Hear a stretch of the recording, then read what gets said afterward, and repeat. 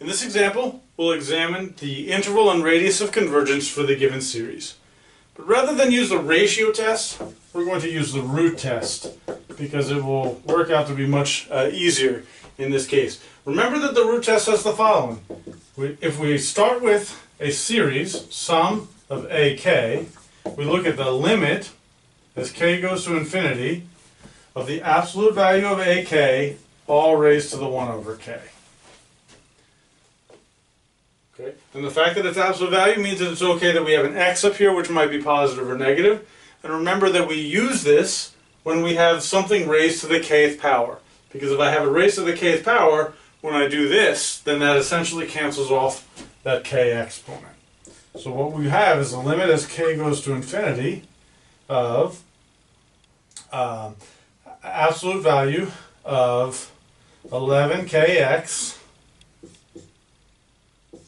raised to the k, so that's all raised to the k, and then all raised to the 1 over k.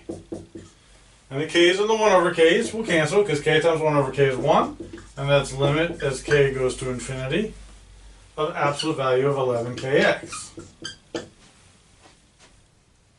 What happens as k goes to infinity? Well, again, as k goes to infinity, the 11 and the x don't play a role, so that's actually absolute value of 11x times the limit as k goes to infinity of just k.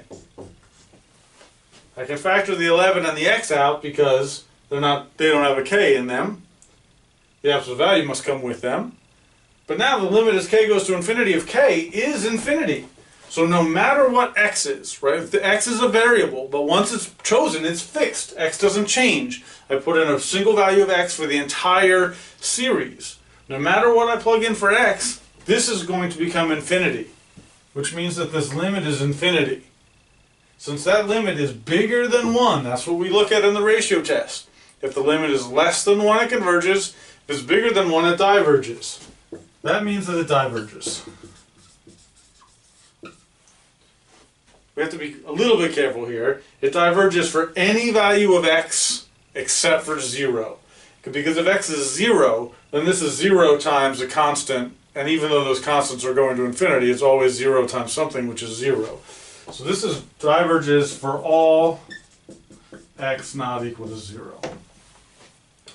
Which means that the radius of convergence is 0, and the interval of convergence is the interval that only has the point 0, which we'll write as 0, 0.